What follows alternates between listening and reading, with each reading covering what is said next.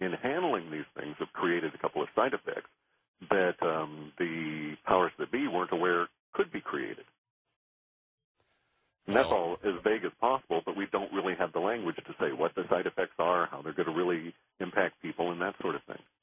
We just call them coherers because whatever they are, those devices, we don't have a word for it. I mean, picture yourself being a caveman and looking at a Colt 45 model 1911. What would you call it? Yeah, well, maybe these are the individuals have these things that are able to pierce this portal that you guys are talking about. That could well be the case. In fact, I would suspect that it's more complex than we can even imagine, because the greater the length of time of technology, the smaller it gets, the more you pack into it. Tell me this: we're in the middle of a presidential election campaign. And, back and forth, you said this, you're a liar about that. It all seems pretty mundane and insignificant when you look at the kinds of things that you're talking about. Is there a role to be played by the upcoming election? I don't vote.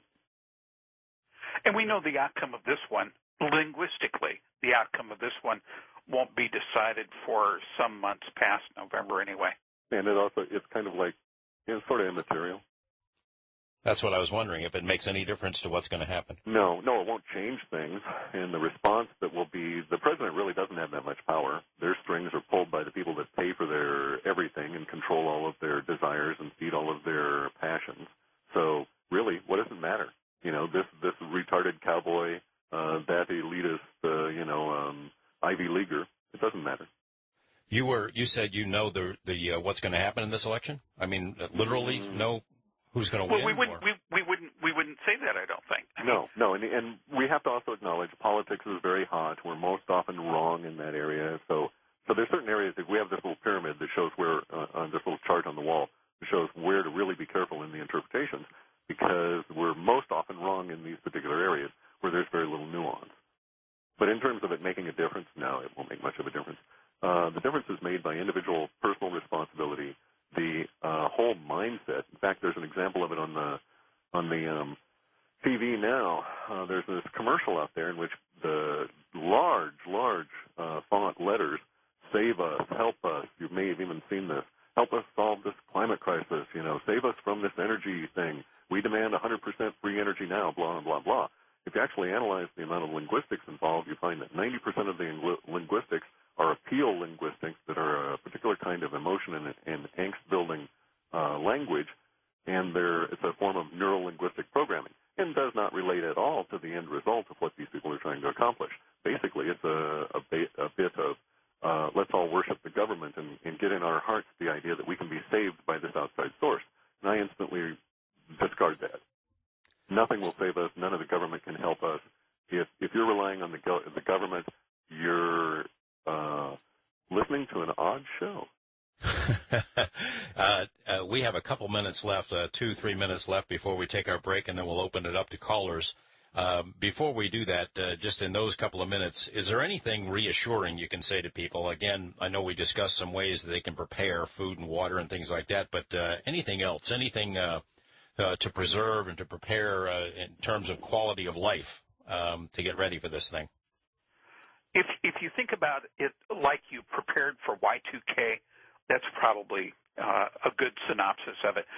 Think of a Y2K prep, planning for a world with no money or a vastly changed outlook on money, something where money is replaced by the importance of calories and a calorie balance or an energy balance, as opposed to printing up incantations and symbols on paper. And the best thing you could possibly do, and George is correct, the change in the money and the whole thing, the best thing you can possibly do is recognize that as a human being you have absolutely no control over circumstance, and the only thing you own is your attitude about what happens.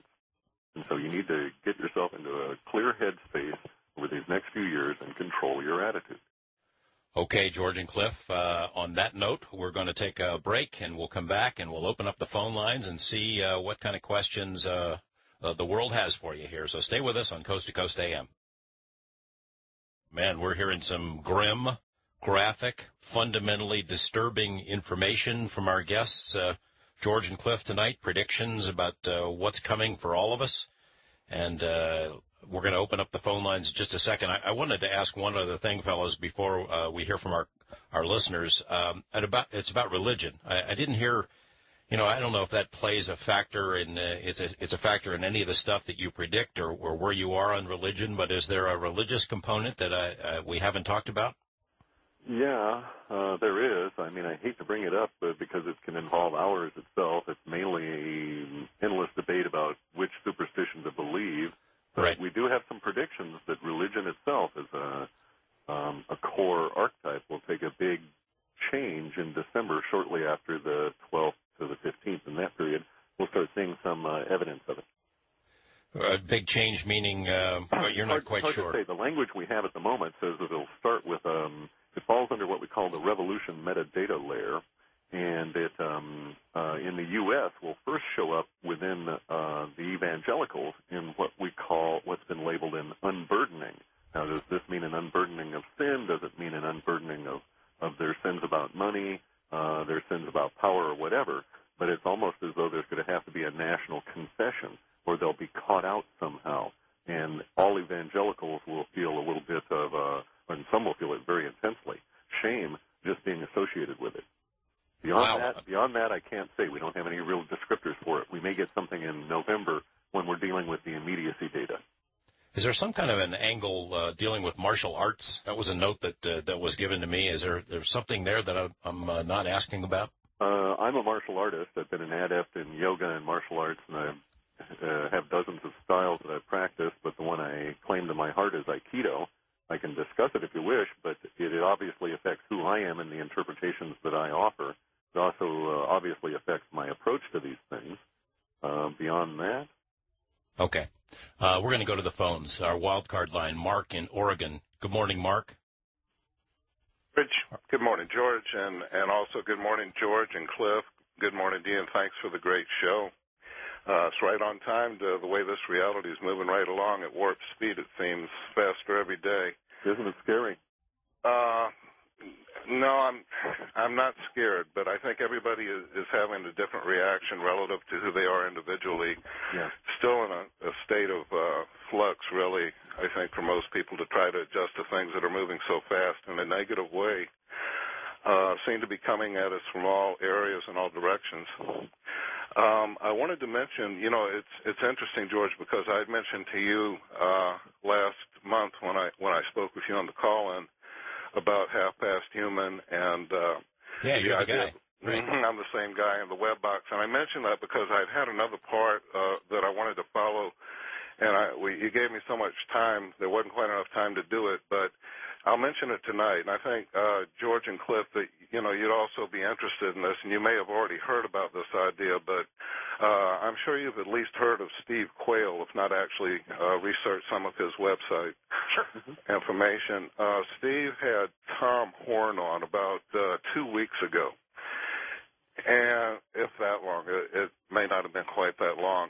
And they discussed the Hadron Super Collider as an interface to another dimension from this dimension, which is designed to do its main purpose for existence is to actually open up this, what's called the Stargate, which I think, George Knapp, you researched at the Skinwalker Ranch, a similar thing that's more of a relatively natural composition as opposed to a man-made engineered nuts and bolts version of it in the Hadron Super Collider, but that they want to create a black hole that will be sufficient to bring in some really evil energy into this world from the demonic realm. So let's be clear here and state that that's an opinion as to intent. You may be quite correct about the actual technology, and there's all kinds of science and even greater level information that would suggest that you are. As to their intent to why they're opening up the hole, I don't know. But I agree with you that it was more than just popping a couple of subatomic particles together to see what kind of thing resulted. Mm-hmm. One other thing I'd like to mention real quick, guys, is that Alex Jones has mentioned it, I believe, if my memory serves me correct, but on this recent show of Steve Quayle when he had Tom Horn on as a guest, they both have no doubt of that. And nor do they have any doubt of the fact, as I mentioned, Alex Jones, I believe, mentioned it on his show about a month ago, that there's an official logo which is stamped on a plate attached to the equipment that comprises the Hadron Collider that actually is 666. I know that sounds about as outlandish as having, Sasquatch crossings on the highway, but George Ure was just talking about that last night, I think, and somebody sending photographs of those actual road signs. There are things in this world that we have a hard time really accepting the first time around, but I believe that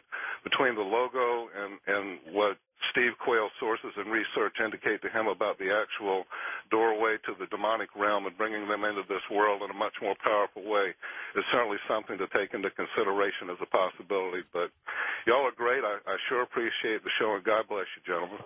Thank you. Hey, Thank you. Thanks for letting me know about these guys, because it sure has been an interesting conversation. We're going to take a short break. We'll be right back with more of your questions for George and Clif. So stick around for Coast to Coast AM. Welcome back to Coast. We're going to the phones with your questions for George and Clif, east of the Rockies. Michael in Pennsylvania. Good morning, Michael. Good morning. How are you doing? Okay. I've been listening to your show for the past couple of weeks for the first time, and it really gets you thinking about stuff. In fact, Boy, I'm telling you. In fact, it's got me going back to church even. I just want to let everyone know, and your guests, their opinion on Christianity and the Lord, and how about one way to prepare for everything to come is to get right with God and accept Jesus as your Lord and Savior, and I'll let you guys discuss and go ahead and get off here. Well, we sort of got into that a minute ago, Michael. I don't know if you might have been on the phone and didn't hear it, but, yeah, these guys think that there are some big changes coming in people's beliefs in that regard. Right. And I'll be flat out and tell everybody, because it's not a particular secret or anything. I'm not Christian. I'm not religious in that sense. So that is not a particular element of life that's meaningful to me, although I've studied every religion I can ever run across, and I have vast quantities of books lying around me in heaps from all these different religions. So I'm very much well aware of them. It helps some people. It's not particularly for me. Clif, when you said a couple of minutes ago, you said that there have been fundamentalists may have to no, I said evangelicals. That's what evangelicals, in essence, and for lack of a better term, have a come to Jesus sort of our term was revelation? Unburdening. They're going to have an unburdening. Now, how we define that is that's where we start getting into the details, and we start missing and we start speculating. It could be that they're going to unburden their sins in front of the country for all the horrors they've brought on us these last few years, or they might have some personal unburdening. There's a shame-based. It has some other emotional components that we're able to pick up, but we don't have much in the way of details yet. Again, this is because it's religion-focused. We don't have a whole lot of nuance, and we live and die by that. There are a number of topics already floating around, and these go to the idea, number one, of how much money has gone to the religious rights, some of the religious right leadership, as part and parcel of the current administration's election efforts and so forth. Sure, and how they're tied into the Council on Foreign Relations and Homeland Security and all these agencies. And especially Homeland Security, because most people don't realize that Homeland Security is actively training ministers, pastors, preachers to be a point of control. A control point for the population to spin it from the pulpit. So we have to distance ourselves a little bit when it comes to religion, because if you let your personal beliefs get into it too deeply when you're looking at this kind of data, it'll throw off the bigger picture for you, because you'll be hemmed in by your preconceptions. You're saying Homeland Security. I'm sorry, go ahead. Answer or speak to the caller, too. Sure. And that is that from a personal perspective, I've got this little story I reel out occasionally and say, my pappy is from Missouri, the Show Me State. I've got a lot of pithy sayings there. One of the things he used to say was that, you can believe anything you want, but if you let another man stand between you and that belief, you're in control. You're not in control any longer. He is. So if you want to believe in Jesus, that's perfectly fine. It's great for you and so on. But that person that's standing between you and the expression of that belief is a control point. You're saying that Homeland Security now is training preachers as a control mechanism? 16,000 of them by current reports. Yeah. You didn't know that? No. Oh, ask Alex Jones about it. I mean,